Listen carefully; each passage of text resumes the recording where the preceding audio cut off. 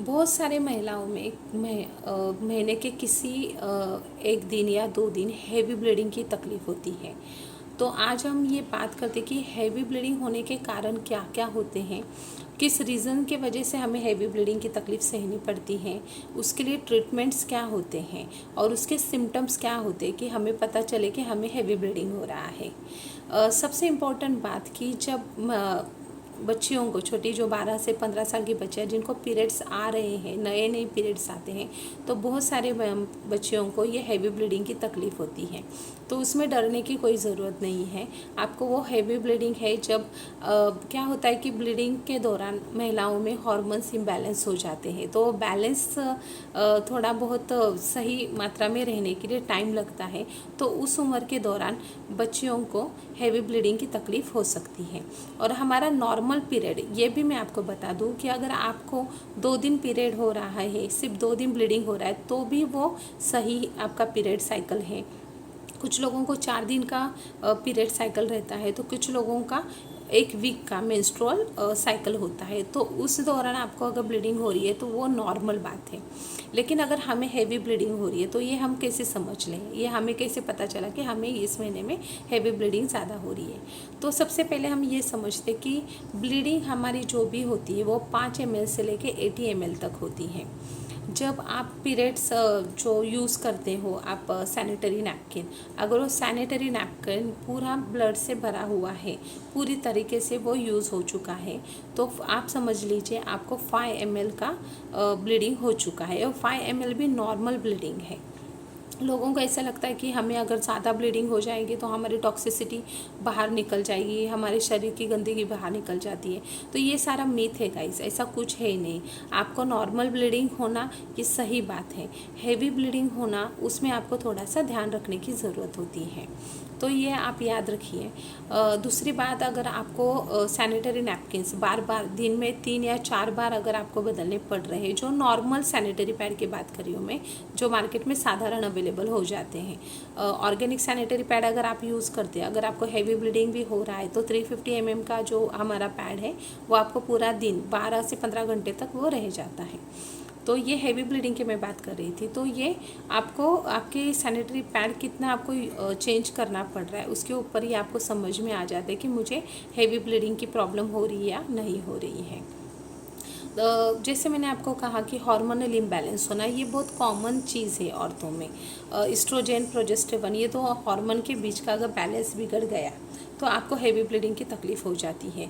उसी तरह और भी हार्मोन्स महिलाओं में होते हैं, जैसे LH, FSH, prolactin, TSH, AMH, ये सारे हार्मोन्स हमारे शरीर में शामिल होते हैं। तो उनमें भी अगर कोई गड़बड़ी हो जाए तो भी हमें हैवी ब्लीडिंग की तकलीफ़ हो सकती है। तीसरी इम्पॉर्टेंट बात है मोनोपॉज पीरियड। बहुत सारी महिलाओं को ये बहुत देर से पता चल जाता है कि हमारा मोनोपॉज चालू हो चुका है।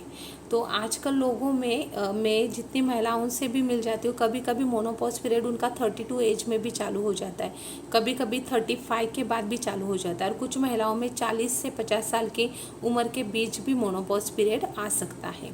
तो जब मोनोपॉज पीरियड आपको शुरू हो जाता है तो प्री मोनोपॉज में भी आपको हैवी ब्लीडिंग की तकलीफ़ हो सकती है, स्टमक एक, बहुत पेन होना, तो ये भी बहुत ज़रूरी है। अगर आपको ऐसी कुछ हैवी ब्लीडिंग अगर हो रही है तो आप आपके डॉक्टर से भी कंसल्ट कर सकते हो।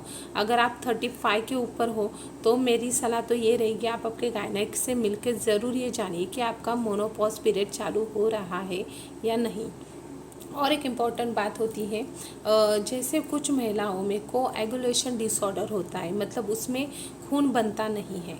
तो ऐसी स्थिति में डॉक्टर आपको कुछ दवाइयाँ प्रिस्क्राइब करते हैं, तो उस दौरान भी आपके मतलब खून पतले होने की भी दवाइयाँ डॉक्टर कुछ पेशेंट को प्रिस्क्राइब करते हैं, तो उन दौरान भी आपको हैवी ब्लीडिंग हो सकती है। और 80 ml से अगर ज़्यादा हैवी ब्लीडिंग हो रही है आपको, तो आपको डॉक्टर से ज़रूर कंसल्ट करना चाहिए। कुछ महिलाओं की भी जैसे कोई हार्ट अटैक आके गया हो, या कोई हार्ट सर्जरी हुई है, या फिर डिलीवरी के बाद भी बहुत ज़्यादा हैवी ब्लीडिंग महिलाओं में पाया जाता है, तो कुछ मेडिकेशंस अगर आपके चालू है, कुछ मेडिकल टर्म्स चालू है, तो आपको हैवी ब्लीडिंग की प्रॉब्लम 101% हो सकती है।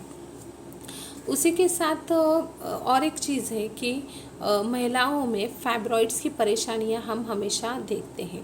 फाइब्रॉइड्स मतलब क्या होता है कि छोटी गांठियां जो महिलाओं के बच्चेदानी के ऊपर आती हैं। तो कुछ फाइब्रॉइड्स ये बच्चेदानी के अंदर मतलब एंडोमेटेरियम स्तर पे होती है, मतलब बच्चेदानी के अंदर की दीवार, वहाँ पे कुछ फाइब्रॉइड्स होते हैं। कुछ बच्चेदानी की बाहर की दीवार होती है, वहाँ पे भी फाइब्रॉइड्स आते हैं। और इन दीवारों के बीच की एक लेयर होती है, वहाँ पे भी फाइब्रॉइड्स आ जाते हैं। तो अगर आपको फाइब्रॉइड्स की प्रॉब्लम है, फाइब्रॉइड्स होना बहुत आम बात है, ये तो मैं आपको पहले बताती हूँ। बहुत सारे फाइब्रॉइड्स नॉन कैंसरस ट्यूमर होते हैं और हमारे यहाँ पे इंडिया में 25% औरतों में फाइब्रॉइड्स की आप समस्या पाते हो और उनमें से भी 5% सिर्फ औरतों को फाइब्रॉइड की वजह से हेवी ब्लीडिंग की तकलीफ होती है। इसलिए फाइब्रॉइड अगर आपको है तो उसके डरने की कोई ज़रूरत नहीं है, सिर्फ उसकी साइज़ और लोकेशन, इसके ऊपर आपको ब्लीडिंग की तकलीफ डिपेंड होती है। जैसे अगर उसकी साइज़ छोटी है तो आपको शायद ब्लीडिंग की नॉर्मल ब्लीडिंग हो सकता है, लेकिन अगर साइज़ बड़ा है तो किसी महीने में आपको हैवी ब्लीडिंग की भी तकलीफ हो सकती है। उसके लोकेशन के ऊपर भी आपको ब्लीडिंग का जो प्रमाण है वो डिपेंड रहता है। तो अगर फाइब्रॉइड्स आपके शरीर में आप पा रहे हो तो बहुत सारे फाइब्रॉइड्स हैं जो दवाइयों से भी निकल जाते हैं, और कुछ फाइब्रॉइड्स अगर नहीं निकलते तो उसके लिए डॉक्टर आपको यूट्रस निकालने की भी सलाह देते हैं, या फिर और भी कुछ सर्जरीज होती है जिससे ये फाइब्रॉइड्स आप रिमूव कर सकते हैं। तो अगर फाइब्रॉइड की भी परेशानी है तो बिल्कुल भी ना डरिए, अपने गायनेक से आप ज़रूर मिलिए। दूसरी ये बात होती कि अगर आपके शरीर में आयरन डेफिशिएंसी है तो आपको हैवी ब्लीडिंग की तकलीफ हो सकती है। गाइस, बहुत सारी इंडिया में लोग हैं जहाँ पे आयरन की डेफिशिएंसी हर महिलाओं में पाई जाती है। 10 में से 6 औरतों में तो आयरन डेफिशिएंसी होती है। उसके वजह से एचबी भी उनका लो रहता है। तो हमने जितनी भी सप्लीमेंट्स बनाई है, या फिर वो एंटी हेयर फॉल हो, या फिर एंटी पिगमेंटेशन टैबलेट्स हो, लिवर डिटॉक्स हो, या और कोई दवाई जो हमारे सप्लीमेंट्स हम लोग बनाते हैं, उसमें हमने ये आयरन ये मॉलिक्यूल ऐड ही किया है, क्योंकि ये पीरियड्स के दौरान औरतों में बहुत इंपॉर्टेंट मॉलिक्यूल माना जाता है जो हैवी ब्लीडिंग को रोकने के लिए डॉक्टर भी आपको आयरन की गोलियां प्रिस्क्राइब करते हैं अगर आपको हैवी ब्लीडिंग हो रहा है तो आयरन डेफिशिएंसी अगर आप में है तो बहुत ज़्यादा ज़रूरी है डॉक्टर से कंसल्ट करके या किसी हेल्थ एक्सपर्ट से कंसल्ट करके आप आयरन की भी सप्लीमेंट्स ले सकते हो। उसी के साथ बहुत सारी औरतों में एक ना मतलब मीथ होता है कि हमें अगर कम ब्लीडिंग हो रहा है तो जो भी गंदगी है वो हमारे बच्चेदानी में जमा हो रही है, या फिर पीरियड्स के दौरान भी देखो गांठियाँ कुछ हमें निकलती हैं, कुछ मोटी लेयर में होती है, कुछ पतली लेयर में होती है। तो होता क्या है कि जब भी पीरियड्स के कुछ दिन पहले हमारे शरीर में जो खून जमा होता है, अगर हम बच्चा कंसीव करते हैं तो वो बच्चे की निर्मित में वो खून हमें मदद करता है। लेकिन जब औरतें प्रेग्नेंट नहीं होती या कंसीव नहीं कर पाते तो वही खून आपका जो गांठियों के स्वरूप में होता है वो खून हमारा शरीर अपने आप उस गांठियों को पतला करके हमारे शरीर के बाहर निकाल देता है, तो वो पूरी तरह के शरीर से निकल जाती है। तो किसी को अगर पीरियड्स के दौरान अगर गांठियाँ आ रही हैं, वो छोटी हैं तो भी टेंशन ना ले, लेकिन अगर वो गांठियाँ बड़ी बड़ी साइज़ में अगर आपको आ रही तो आपको डॉक्टर से कंसल्ट करना बहुत ज़्यादा ज़रूरी है। और एक स्थिति में आपको मतलब हेवी ब्लीडिंग की प्रॉब्लम हो सकती है, वो मतलब पीआईडी मतलब पेल्विक इन्फ्लेमेशन डिसीज़।